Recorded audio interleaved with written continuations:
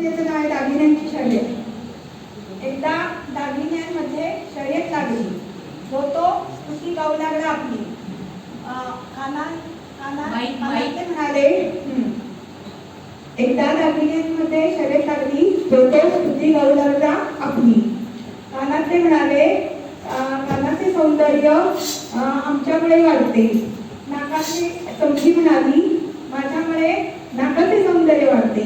पायाचे पैंजण म्हणाले, आमच्यामुळे पायाचे सौंदर्य वाढते. हातातील बांगड्या म्हणाल्या, आमच्यामुळे हाताचे सौंदर्य वाढते. गळ्यातील हार म्हणाला, माझ्यामुळे गळ्याचे सौंदर्य वाढते. गळ्यातील मंगळसूत्र म्हणाले, माझ्यामुळे सौभाग्य फुलते. तरी सांगा मॅडम, आमच्यात कोण आहे श्रेष्ठ? मॅडम म्हणाल्या, तुमच्यात कोणीही नाही श्रेष्ठ आणि कनिष्ठ. तुम्हा सर्वांमुळे माझ्या सौंदर्यात सर्वांमुळे सौंदर्य माझे फुटते. म्हणून तुम्ही माझ्यासाठी सर्वच आहात श्रेष्ठ. परंतु त्यामध्ये आहे मंगळसूत्राला खास मान, म्हणून कारण ते आहे सौभाग्य दान.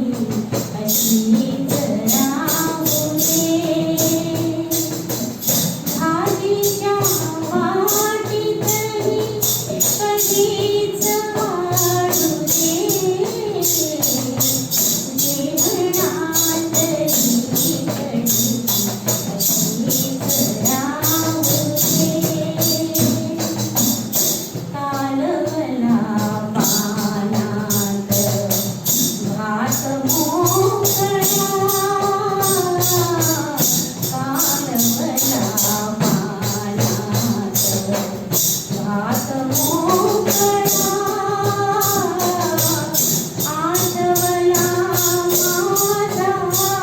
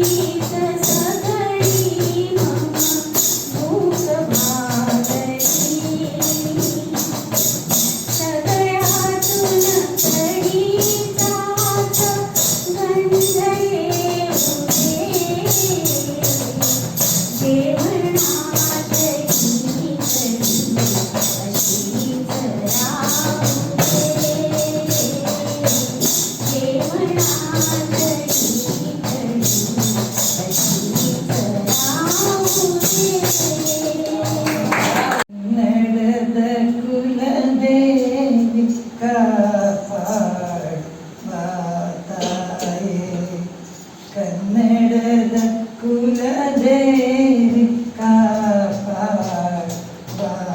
ಕಾಪಾಡುತ್ತಾಳೆ ಮುನ್ನಡೆಯ ಕನ್ನಡದ ದಾರಿದೀವಿಗೆ ಮುನ್ನಡೆಯ ಕನ್ನಡದ ದಾರಿದೀವಿಗೆ ಕನ್ನಡದ ಕುಲದೇವಿ ಕಾಪಾಡುತ್ತಾಳೆ ಪ್ರೇಮ ಕರುಣೆಯ ಕಲಿಸಿ ಶಾಂತಿ ತನೆಯ ಬೆಳೆಸಿ ಪ್ರೇಮ ಕರುಣೆಯ ಕಲಿಸಿ ಶಾಂತಿ ತನೆಯ ಬೆಳೆಸಿ ಕಾಮ ಕ್ರೋಧವ ನಡೆಸಿ ಕಾಪಾಡುತ್ತಾನೆ ಪ್ರೇಮ ಕರುಣೆಯ ಕಲಿಸಿ ಶಾಂತಿ ತನೆಯ ಬೆಳೆಸಿ ಕಾಮ ಕ್ರೋಧವ ನಡೆಸಿ ಕಾಪಾಡುತ್ತಾಳೆ ಒಂದಾದ ದೇಶದಲ್ಲಿ ಒಂದಿ ಮಾಡದ ಸುತರ ಹೊಸ ಬೆಸುಗೆಯಲಿ ಬಿಗಿದು ಒಂದು ಕೂಡಿ ಕನ್ನಡದ ಕುಲದೇವಿ ಕಾಪಾಡುತ್ತಾಳೆ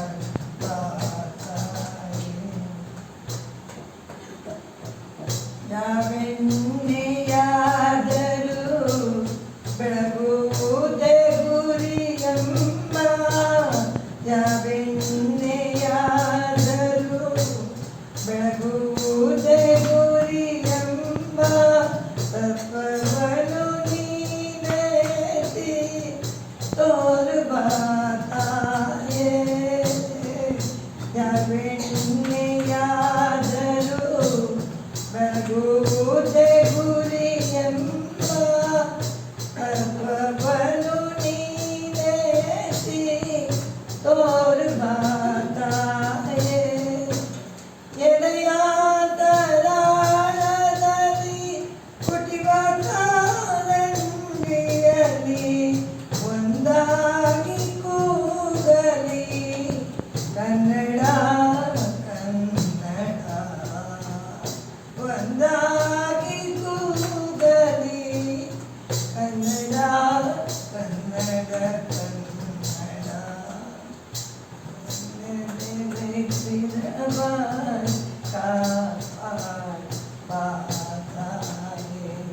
ಕನ್ನಡದ ಕುಲದೇವಿ ಕನ್ನಡದ ಕುಲದೇವಿ ಕನ್ನಡದ ಕುಲದೇವಿ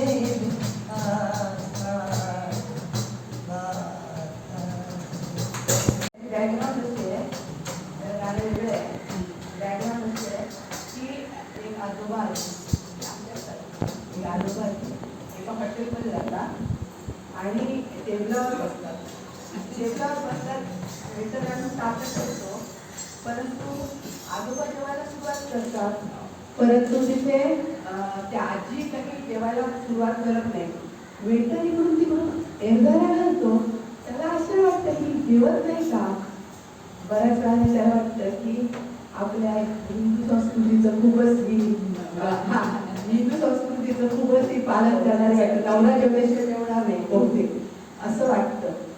तर तो जाऊन कानात सांगतो आजीच्या की मला खूप आवडलं तुमचं की तुम्ही जेवत नाही या. नवरा जेवल्यानंतर बहुतेक तुम्ही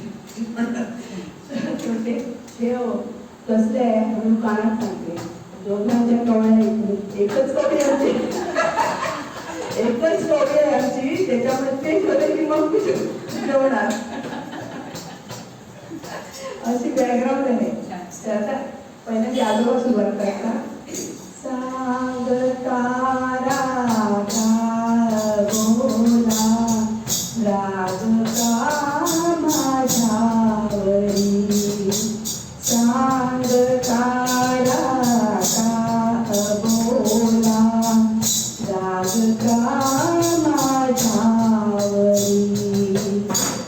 काय झाली सूत माझी सांगना तातडी. आज तू ताटात माझ्या आज तू ताटात माझ्या पाहिजे ते मायला. ये प्रिये देवायला ये प्रिये देवायला. आता आजी त्याच्यावर उत्तर देते. मी कशी खाणार तोंडी एकही दात रे. मी कशी खाणार तोंडी एकही दात रे. तू तुझी कळली मला दे घे किती भात रे. तू तुझी कळली मला दे घे किती भात रे. घे तू माझी धार थोडी आणखी जयाला. हे प्रिया देवायला हे प्रिया देवायला. आजोबा म्हणतात थेरड्या माझ्या प्रिये तू शोभते मजला खरी. थेरड्या माझ्या प्रिये तू शोभते मजला खरी. सत्तरी ओलांडून होत सेता भावरी. सत्तरी ओलांडून होत सेता भावरी. लागले वाचून नव्याने लागले वाचून नव्याने. तू पुन्हा बहरायला. ये प्रिये देवायला ये प्रिये देवायला. आलेल्या दोन व्यक्तिरेखांबद्दल आज एक थोडक्यात सांगणार आहे. मी गिरगावात असताना माझ्या वरच्यामधल्यावर एक जोशी आजी राहायच्या. त्यांना 2 मुलगे आणि 1 मुलगी.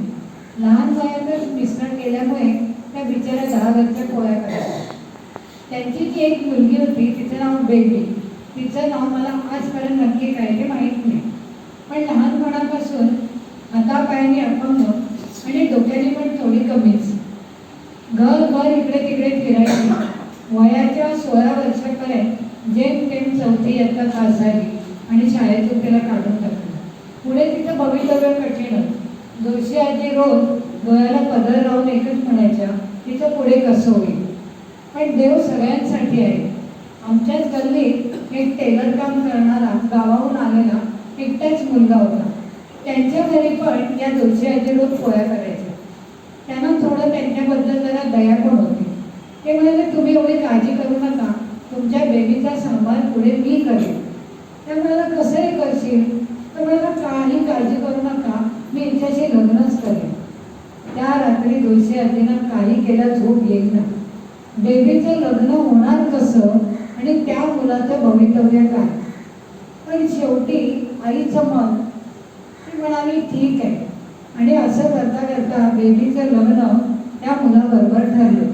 बेबीला फारसं काही कळत नव्हतं, पण लोक आपलं म्हणतात म्हणून नंतर छान छान साड्या आणि डोक्यात गजरे घालून इकडे इकडे फिरायला लागले.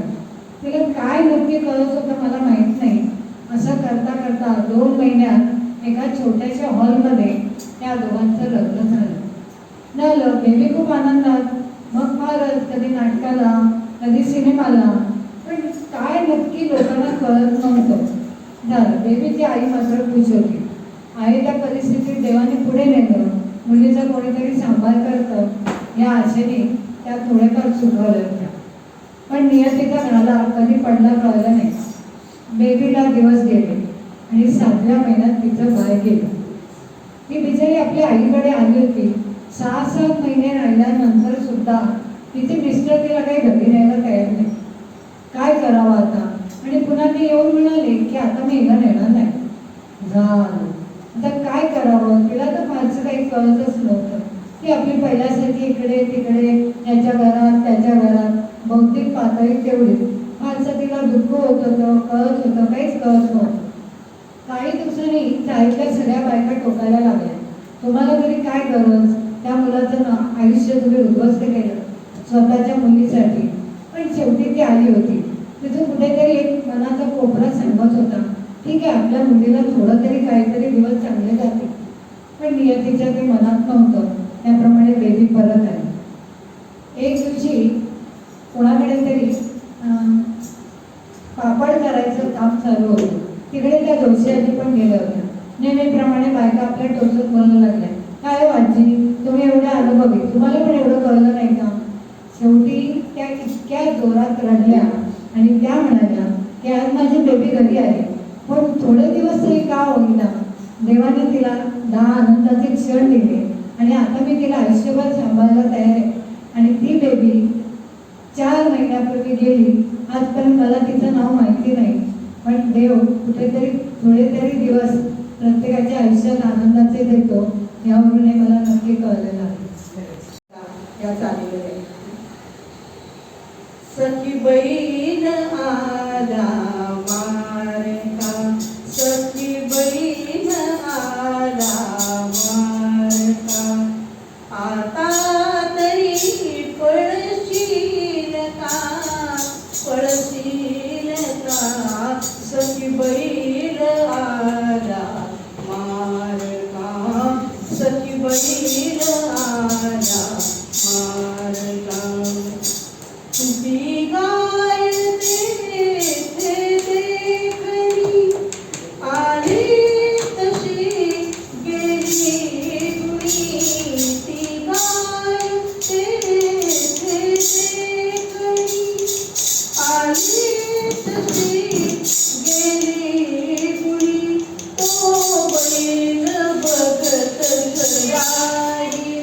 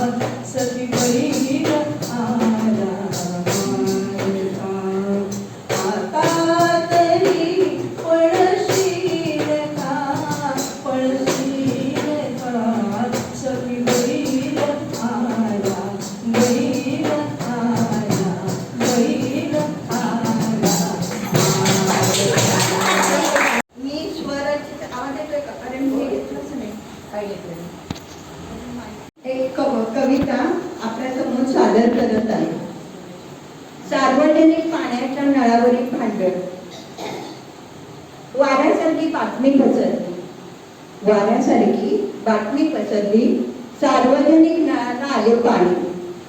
वाऱ्यासारखी बातमी पसरली, सार्वजनिक नळाला आले पाणी. जिकडे तिकडे नुसती धावाधाव, जशी काही आली आणीबाणी. जिकडे तिकडे नुसती धावाधाव, जशी काही आली आणीबाणी.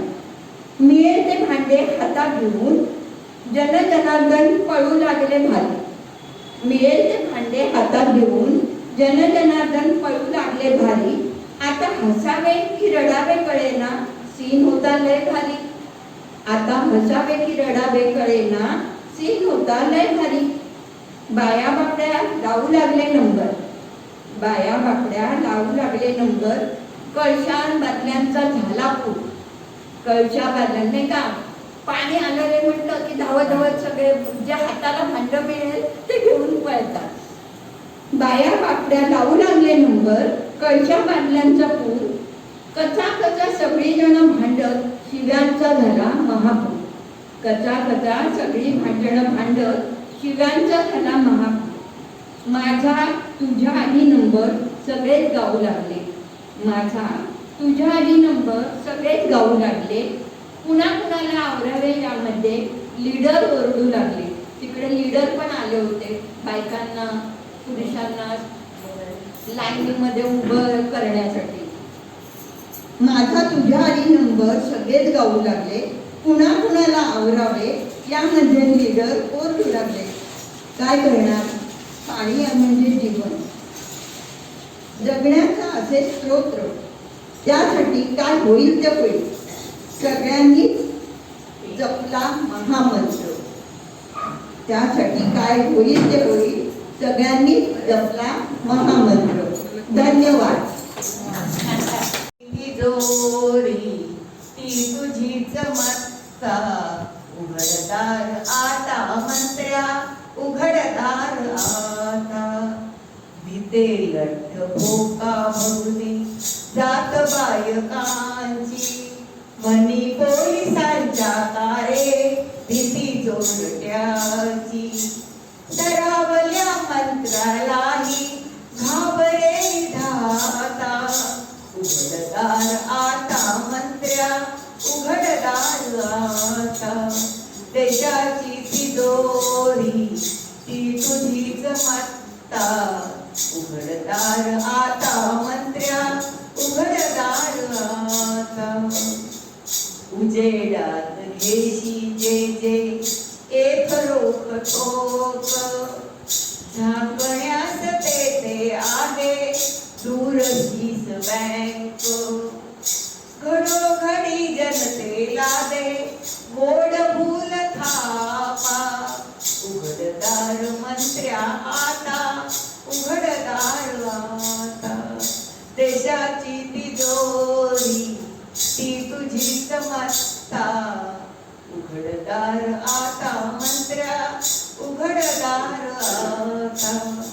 स्वार्थ जणू उंचीवरचा हावरा पुढारी, देशभक्त प्रतिमेसाठी पांढरी सफारी. संत सज्जना तुम्ही हल्ली बने काय नेता, उघडदार आता मंत्र्या, उघडदार आता. एक कविता आपल्या समोर सादर करत आहे. सार्वजनिक पाण्याच्या नळावरील भांडण. वाऱ्यासारखी बातमी पसरली, वाऱ्यासारखी बातमी पसरली, सार्वजनिक नळाला आले पाणी. वाऱ्यासारखी बातमी पसरली, सार्वजनिक नळाला आले पाणी. जिकडे तिकडे नुसती धावाधाव, जशी काही आली आणीबाणी. जिकडे तिकडे नुसती धावाधाव, जशी काही आली आणीबाणी. मिळेल ते भांडे हातात घेऊन जनजनार्दन पळू लागले भारी. मिळेल ते भांडे हातात घेऊन जनजनार्दन पळू लागले भारी. आता हसावे की रडावे कळेना, सीन होता लय भारी. आता हसावे की रडावे कळेना, सीन होता लय भारी. बाया बापड्या लावू लागले नंबर, बाया बापड्या लावू लागले नंबर. कळशान बादल्यांचा झाला पूर. कळशा बांधल्या नाही का, पाणी आणारे म्हटलं की धावत धावत सगळे जे हाताला भांड मिळेल ते घेऊन पळतात. बाया बाकड्या लावू लागले नंबर, कळशा बांधल्यांचा पूर, कचा कचा सगळी जण भांडत, शिव्यांचा झाला महापूर. कचा कचा सगळी भांडणं भांडत, शिव्यांचा झाला महापूर. माझा तुझ्या आधी नंबर सगळेच गाऊ लागले, माझा तुझ्या आधी नंबर सगळेच गाऊ लागले. पुन्हा कुणाला आवरावे यामध्ये लीडर ओरडू लागले. तिकडे लीडर पण आले होते बायकांना पुरुषांना लाईनीमध्ये उभं करण्यासाठी. माझा तुझ्या आधी नंबर सगळेच गाऊ लागले, पुन्हा कुणाला आवरावे यामध्ये लीडर ओरडू लागले. काय करणार, पाणी म्हणजे जीवन, जगण्याचा असे स्तोत्र. त्यासाठी काय होईल ते होईल, सगळ्यांनी जपला महामंत्र. त्यासाठी काय होईल ते होईल, सगळ्यांनी जपला महामंत्र. धन्यवाद. सोन्याची पिढी रडताना रडायची बाबा बाबा. लहानपणापासून एकदम फिट असायची, एकटी शाळेत जायची ठीक, सर्व गोष्टी फक्त बाबांना सांगायची व बाबांच्या परवानगीने करायची. मला कागद लिहिता येत नाही, पण माझ्या मुलगी सगळ्यांना सांगतो. 1975 मध्ये मी देवळाला इन्स्पेक्टर ऑफ पोस्टामध्ये होतो.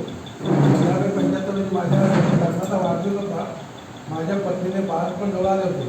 तिने सर्व जेवण केले. माझ्या घरी माझे आई बाबा होते. सायंकाळी माझी पत्नी स्मिता म्हणाली, मला बरं वाटत नाही, जरा दवाखान्यात जाते. ती एकटी गेली. 1 तासाने सरकारी डॉक्टर माझे दोस्त होते माझ्या घरी आले व म्हणाले, सागर तुम्हाला मुलगी झाली. कोणताही त्रास न देता माझी मुलगी जन्माला आली. तिचे नाव शिल्पा ठेवले. तिच्या बारशाच्या दिवशी माझे मोठे साहेब मालवणहून आले होते. तेव्हा मी देवघर पोस्ट ऑफिस इंजिनिअरकडे होतो. रात्री त्यांना मी माझ्या घरी जेवायला बोलवले. गेलेले मुलगे म्हणाले, आज काय विषय? मी म्हटलं माझ्या मुलीचे बारके होते, ते चक्की झाले. मी भाग्यवान, मुलीच्या दरबार सुटणे साहेब माझ्या आलेले आहे. मुलगी 14 दिवसाची झाली. माझ्या आईला चिपळूणला त्या भाग्याच्या लग्नाला जायचे होते. माझ्या मुलीला मांडीवर घेऊन मी एसटीने 180 किलोमीटर देवघर ते चिपळूण प्रवास केला. माझा मुलगा 2 वर्षाचा आईला होता. मुलगी माझ्या मांडीवर संपूर्ण प्रवासात अजिबात रडली नाही. पुढे 1 वर्षाची झाली. उड्या मारायची. मी व माझा धाकटा होऊन क्रिकेट खेळायचो. तेव्हा तिला खेळूसाठी एकमेकांना फेकून पकडायची. ती असायची. पहिलीपासून सर्व शिक्षक पुनर्वर तिला कधीही माझी सोबत लागली नाही. एकटी जायची ती. सांगलीला 4 वर्ष राहून सॉफ्टवेअर इंजिनियर झाली. आधी मुंबईत नोकरी केली. पुढे माझ्या स्वतःने अमेरिकेत नोकरीला पे केला. आईचा विरोध आहे तिने फक्त मला विचारलं. मी अखेर एका कंपनीत नोकरी मला निघालं जाण्याच्या आज्ञेच्या आईला सांगितलं. आई फार रडली. अमेरिकेत जाऊन नोकरी कर 2 डिग्र्या मिळवल्या. पुढे लग्न आले. पहिल्या मुलीला जन्म झाला तेव्हा मी ट्रान्सफर केलं होतं. सध्या मुली कॅलिफोर्नियामध्ये एका कंपनी डायरेक्टर आहे. तिची मुलगी पण आता प्रॉपर्टी मुलगी आहे. 15 वर्षाची मुलगी. मी सुभाष शर्मा गावात माझी भेटी सरांची कृतीची शक्यता कमी. नमस्कार. आज मी एक गोष्ट सांगते. जिना म्हणजे चढायचा. आज एक हॉस्पिटलला जिना घाईघाईने चढत होतो. 15 पायऱ्यावरती माझ्या पुढे कचरा पकडून उजव्या हातात 2 पिशव्या सांभाळत एक साठीचा अस्पाची ग्रस्त हळूहळू जिना चढत होते. किरकोळ शरीर असती, अंगात मळकट शर्ट, साधीशी पॅन्ट. सहसा मी असं कधी करत नाही, पण आज का कोणास ठाऊक वाटलं. मी मागून त्याच्या खांद्यावर हात ठेवला आणि त्या इकडे पिशव्या. त्याने आश्चर्याने माझ्याकडे पाहिलं. एकंदरीत माझे कपडे डोळ्यावर राहून गेलेला गॉगल आणि तसंच पाहता माझं वय. मी देखील गेलोय ती 50. म्हणजे आमच्या वयात फारसांत नसावं. असू द्या. ते संकोचून म्हणाले, तरी मी पिशव्या घेतल्याच. अजून त्याने विरोध करायला नाही म्हणून भराभर पायऱ्या चढलो आणि वर जाऊन उभा राहिलो. ते जिना चढताना माझ्याकडे पाहून छान हसले. जवळ आले. पिशव्या माझ्याकडून घेतल्या, खाली जमिनीवर ठेवल्या. आणि माझ्या दोन्ही खांद्यावर अलगद हात ठेवले. बायको सिरियस आहे माझी, खूप नाजूक अवस्थेत आहे, पण आता पायऱ्या चढताना वाटतं जगेल ती, अजून जगात चांगलपणा आहे. सरसरून मला अंगावर काटा आला. किती किरकोळ साधी क्षुल्लक गोष्ट वाटते आपल्याला, पण घेणारा त्यातून काय कसं घेईल ते सांगता येत नाही. आज मनोमन ठरवणं, कोणी दखल घेऊ वा न घेऊ, निरपेक्ष वृत्तीने जमेल तितकं दुसऱ्यांना सहाय करायचं. आयुष्यात जिना जळत असताना असेल असंच जमेल तितकं दुसऱ्यांचं दुःख हलकं करायचं, प्रयत्न करायचा. वरच्या टोकाला पोचल्यावर जे समाधान मिळेल तोच ही स्वर्ग. कवितेतून सादर करते. मी रचलेली नाहीये, माझ्या संग्रही होती ती मी म्हणून दाखवते. बायको म्हणते, अनेक नवरा बायकोची एकच तक्रार असते, अनेक नवरा बायकोची एकच तक्रार असते. ते म्हणतात लग्नानंतर काहीच मजा नसते. ते म्हणतात लग्नानंतर काहीच मजा नसते. असा कसा जोडीदार देवा मला मिळाला, असा कसा जोडीदार देवा मला मिळाला, आणि माझा आनंद कशात आहे हे त्याला नाही कळालं. माझा आनंद कशात आहे हे त्याला नाही कळालं. बायको म्हणते, आमचा नवरा नंबर 1चं ध्यान. बायको म्हणते, आमचा नवरा नंबर 1चं ध्यान. गबाळ्यासारखं राहतं, दिसू नये का छान. गबाळ्यासारखं राहतं, दिसू नये का छान. कुठेही जायचं म्हटलं की काळी पॅन्ट घालतं. कुठेही जायचं म्हटलं की काळी पॅन्ट घालतं. सरळ चालायचं सोडून कुबड काढून चालतं. सरळ चालायचं सोडून कुबड काढून चालतं. सकाळी आणि संध्याकाळी 3-3 पोळ्या खातो. सकाळी आणि संध्याकाळी 3-3 पोळ्या खातो. चांगलं झालं म्हणत नाही, गच्च होऊन बसतं. चांगलं झालं म्हणत नाही, गच्च होऊन बसतं. यांच्यासाठी कितीही राबा काहीच किंमत नसते. यांच्यासाठी कितीही राबा काहीच किंमत नसते. थोडे मीठ कमी झाले की लाल बुंद होऊन बसते. थोडं मीठ कमी झालं की लाल बुंद होऊन बसतं. कधी नाही ते वाढदिवसाला साडी आणली मेंचट. कधी नाही ते वाढदिवसाला साडी आणली मेंचट. लाडे लाडे व्हायले नीट वागा काही बोलतं पाणचट. लाडे लाडे व्हायले नीट वागा काही बोलतंय पाणचट. मी तर आता यांच्याकडे लक्षच द्यायचं सोडलं. मी तर आता यांच्याकडे लक्षच द्यायचं सोडलं. काय माहीत कशामुळे किडकं पदरात पडलं. काय माहीत कशामुळे किडकं पदरात पडलं. नवरे सुद्धा बायकोमुळे खूप बेजार असतात. नवरे सुद्धा बायकोमुळे खूप बेजार असतात. माहेरी जाते म्हटलं की गुलुगुलू हसतात. माहेरी जाते म्हटलं की गुलुगुलू हसतात. एक नवरोजी मला म्हणाले, फड फड बोलती. एक नवरोजी मला म्हणाले, फड फड बोलती.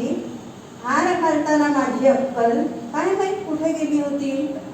हार घालताना माझी अक्कल काय माहीत कुठे गेली होती. फार मोठी चूक केली असं मला वाटायला लागलंय. फार मोठी चूक केली असं मला वाटायला लागलंय. तिचं तोंड पाहिलं की माझं मस्तकच उठायला लागलं. तिचं तोंड पाहिलं की माझं मस्तकच उठायला लागलं. कशावरून नाही तर कशावरून किरकिर करीत राहते. कशावरून नाही तर कशावरून सारखी किरकिर करीत राहते. माझ्याकडे उगीच उचल्यासारखं पाहते. माझ्याकडे उगीच उचल्यासारखं पाहते. सारखं सारखं माझ्या मागे एकच टुमणं असतं. सारखं सारखं माझ्या मागे एकच टुमणं असतं. मला म्हणते, तुम्हीच माझे कधीच कौतुक करत नाही. तुम्ही माझे कधीच कौतुक करत नाही. आता नवरा म्हणतोय, एक भाजी धड येत नाही, काय कौतुक करायचं. एक भाजी धड येत नाही, काय कौतुक करायचं. मेकअप करून थोबाड रंगवून फक्त गावभर हिंडायचं. मेकअप करून थोबाड रंगवून फक्त गावभर हिंडायचं. कधी पहा एकच भणभण, फिरायला नेत नाही साडीने. कधी पहा एकच भणभण, फिरायला नेत नाही साडी नाही. कुठून अक्काबाई आठवली आणि माळ घालून बसलो. कुठे अक्काबाई आठवली आणि माळ घालून बसलो. आता असं वाटतं मठात जाऊन टाळकुटीत बसावं. आता असं वाटतं मठात जाऊन टाळकुटीत बसावं. नवरा आणि बायकोने कधीच वाद घालू नये. नवरा आणि बायकोने कधीच वाद घालू नये. एकमेकांचे डोके उठे असं कधी कोणी कोणाला बोलू नये. जवळ घ्या, आवाज येतो. आज पाठवलेले आहे. चालेल चालेल. हा, सगळ्यांनी पाठवा.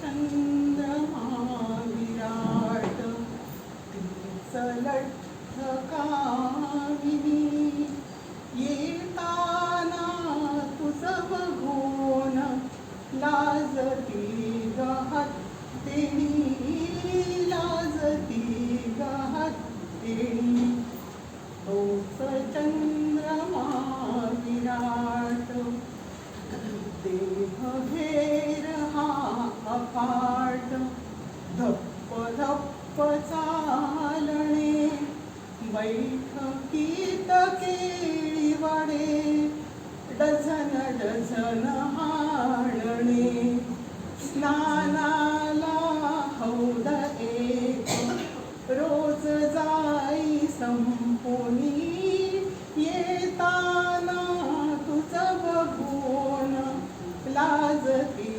गहत्तिणी लाजती गहत्तिणी तोच चंद्रमा विराट सोडुनिया पान असे गेली आज ती कुठे पाव तोच तेच वडे भूक ती गेली कुठे तेव्हा कळते आलीस उसळ पावच्या कुणी येताना तुझ बघून लाजती गहत्तिणी लाजती गहत्तिणी तोच चंद्रमा विराट हीच लठ्ठ कामिनी